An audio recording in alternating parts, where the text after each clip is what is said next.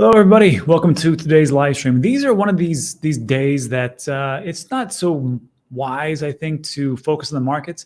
It's kind of a good day to focus on what's going on behind the scenes. And this is what I would call a masterclass given by Ripple's CEO, Brad Garlinghouse. This is a great response to getting away from the FUD that the Jamie Dimons and the Gary Genslers and the Senator Elizabeth Warrens of the world just kind of dump on us day in and day out. And this is the things that we have to understand to really push the narrative of what's happening. So we're going to go through this in detail about what's going on and about what Brad is saying. This is a Fox Business interview that Brad gave over at Davos.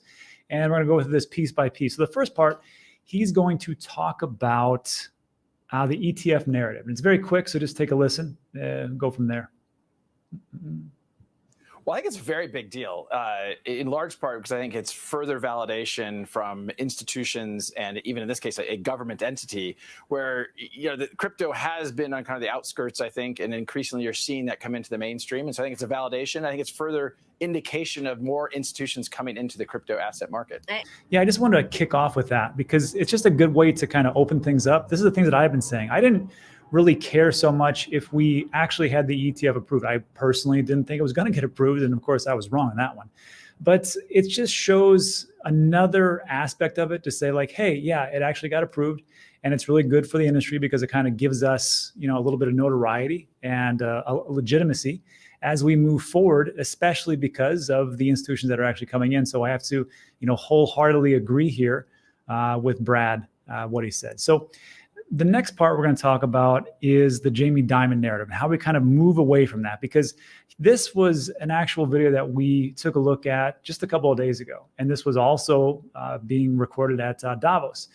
This is the CEO of JP Morgan. This is Jamie Dimon. And he's going to talk about what essentially is crypto used for. And I need to play this so you understand like where the information that people are getting this from. Because when you go out there and talk to people, they're going to start to talk about, well, I heard it's for illicit activity and I heard it's for this and I heard it because this is the same kind of parroting talk. So just take a listen. This is about 20 seconds or so, and then we'll go from there. First of all, and I'm not trying to make a joke here. There are use cases, AML, fraud, anti-money laundering, tax avoidance, sex trafficking. Those are real use cases. And you see it being used for hundreds, maybe $50, $100 billion a year for that. That is the end use case. Everything else is people train among themselves. Yeah. So, we talk about that quite enough on this channel. I'm not going to beat it to like a dead horse, but it is just one of those things that's, people are going to keep saying, and they're going to keep saying it ad nauseum. It's kind of a pain, but that's what it is. However, just remind them this illicit activity. There was a report that just came out from Chainalysis. This is from Paul Grewal. He is the head counsel for Coinbase. And this was a little data piece that over 24 billion worth of crypto was actually received by illicit addresses in 2023. Accounting for 0.34% of all transaction volume, Chainalysis has estimated. Now, of course, any percentage is too much percentage, but the vast majority, of course, is being used by the US dollar. And the reason I talk about that is because Brad knows these things, and we know these things, and it's very good of what actually is said in the next round with Brad here as he talks about, it kind of like piggybacks on what Jamie Dimon says and kind of dispels these types of notions. So just take a listen here. This is a real quick section, and we'll talk about moving away from the Jamie Dimon narrative. And Ripple enables global financial institutions. Take us through that. How? So Ripple at its core, we sell blockchain technologies and solutions to enterprises. We focus primarily on financial institutions. We started with a payments solution to settle cross-border settlement for banks, for PSPs.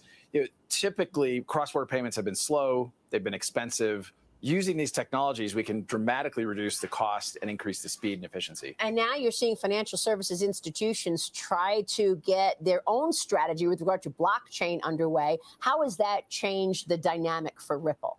Well, I think anytime you have a new technology, it's nascent. And although crypto's kind of been around for 10 or almost 12 years, let's say, it's still new. And I think you have a lot of large organizations, even JP Morgan, despite Jamie Dimon's comments about how he thinks about crypto, they're investing heavily in blockchain technologies.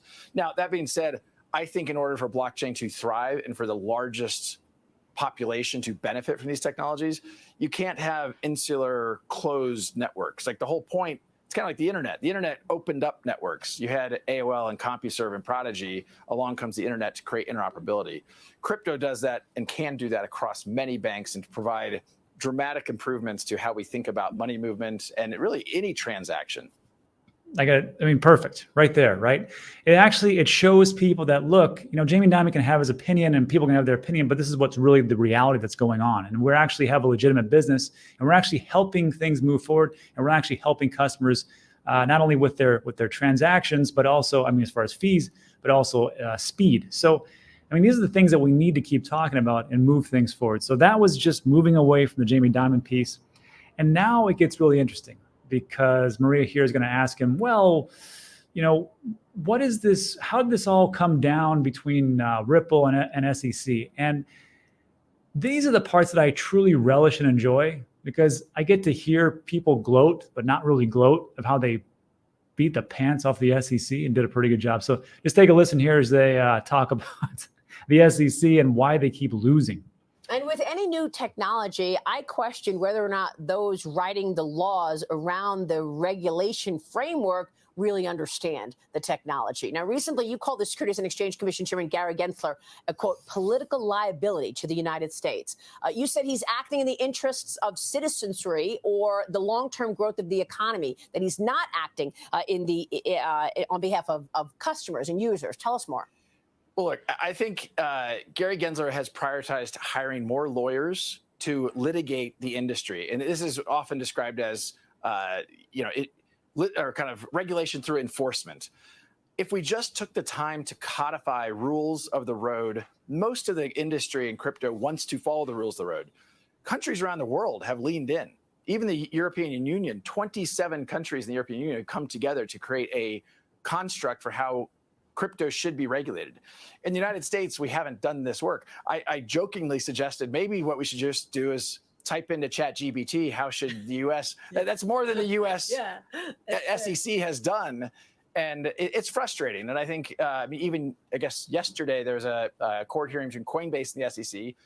And the judicial system continues to slap down the SEC because they're overreaching. They're overstepping what the laws say. It's the reason why they lost the case against Ripple. It's the reason why they lost the case against Grayscale. It's the reason why they were dragged kicking and screaming to have an ETF. Thus, as I was quoted, I think Gary Gensler hasn't been acting. He's been acting on almost his own agenda, not the people's agenda in the United States. Why? I wish I had a clear answer to that. I think these are technologies that are here to stay. And the ETF approval is, I think, further indication of that. It's just frustrating that we're spending so much time in the judicial process to get clarity when we could do that, as many other countries like Japan, the UK, the UAE, Switzerland, here in Switzerland. These are not small economies. They're doing the work to provide that clarity. And in the US, I think it's become a political agenda, not a policy agenda. From someone who studied. And that's it. That's the whole thing. And this is why I never thought that the ETF would go through, because it was a political agenda. Because for the SEC, the chair, Gary Gensler, and the other two commissioners, they're Democrats, and the other two are Republicans. I didn't think that they would agree on anything. And it was Gary Gensler who actually had to break that tie and actually came through, which I found, shocking, quite honestly. But he's right. And this is a problem. And this is why Americans getting left in the dust. And this is why Ripple has actually thrived in the face of going against the SEC and spending millions, I want to say it's over $100 million now of what they spend in legal fees to get this out the door. It's because they have embraced the rest of the world, because the U.S. is dragging its feet and pushing it down. If the U.S. would just do what they did with the internet back in the early 90s and gave it some sort of regulation, I think it was Law 212, they said, look, you will not be sued if you are an internet provider and somebody says something disingenuous on your platform. You cannot be sued and held responsible for that. We can move forward. Just that little bit of legislation allowed the United States to take charge and actually do great things as far as the internet. Now we become the hub, and now we're losing that. And that's just the reality of the situation. So I got to tell you, I got to applaud Brad. I got to applaud everybody that on the Ripple team for really taking the hit and taking down the SEC. So thanks. And now to finish up, and then this is kind of like what I was just talking about, why the U.S. is actually is losing crypto. And of course, the days of the internet when we did it right. Actually, I'm gonna skip that because I pretty much got there. I want to go to this next piece. And there's only two pieces left. So this is like a little gotcha question, because What Marie's going to ask him is about China and how China is not getting around the rules and laws and regulations of crypto, and it's actually becoming a problem. So just take a listen to this. This is at 6:45. Take a listen to this. It's kind of a gotcha question, but Brad answers it perfectly. China's crypto traders are evading the rules there. They write this: the success of the country's crypto traders in evading the rules shows how difficult it will be for regulators across the world, including the United States, to actually police this industry. Your reaction? I think there are elements of that with any new technology. There's obviously the Great Firewall of China is something that has people have sought to circumvent, evade within China for probably a decade or two.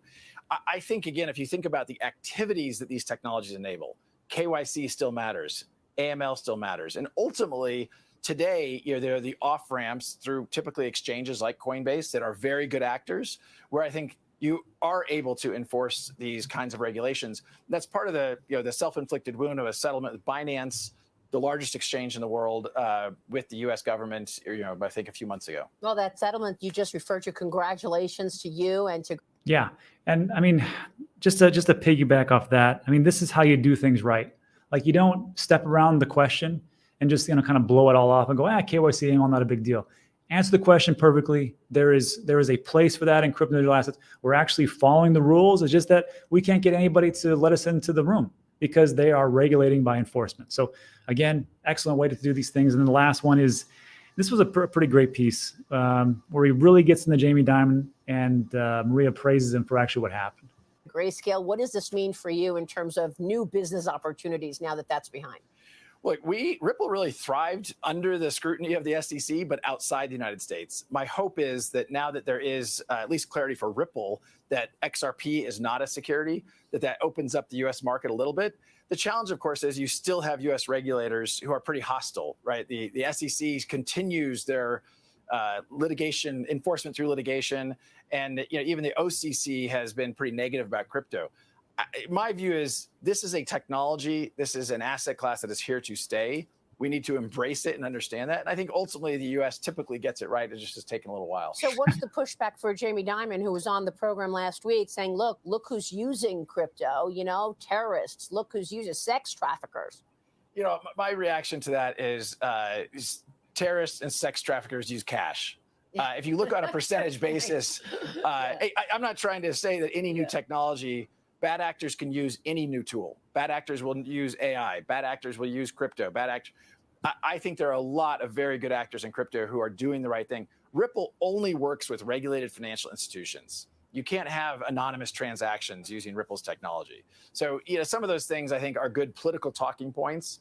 They're not reality. Yeah, well said. Brad, great to have you this morning. They are not reality. Again, Masterclass. That's how you're supposed to do things. You're supposed to go on to an interview, answer the questions the best of your abilities, and move forward. And he answered them perfectly. These are the things that I play these things and we talk about these things is because to move forward for us, for everybody here, that I think the next couple of years are going to be critical. And I need everybody to kind of be on board with the things that are true and untrue. And if we don't, because the people that are going to get into our space, they're not people that they're going to watch Fox, they're going to watch MSNBC and CNN, but then they're going to talk to you. And they're going to trust you more than they're going to trust a banker. They're going to trust you more than they're going to trust a senator. They're going to trust you more than they're going to touch the CEO of a big business. So when they're saying like, hey, what's up with this illicit activity? And what about this ETF? What about anonymous transactions? And what about all these things? I need you guys to understand this. So when you get asked these questions, like, well, this is the reality. Illicit activity is less than 1%. The ETF is kind of up and down, but in the long run, it'll be pretty good. Don't get too caught up right now just to have a long-term horizon. 4-year outlook is pretty good. If you're trying to get rich quick, it's not going to work out. Just the simple things like that. If we can do these things, I think in the next 2 years, we can really have a great bull run.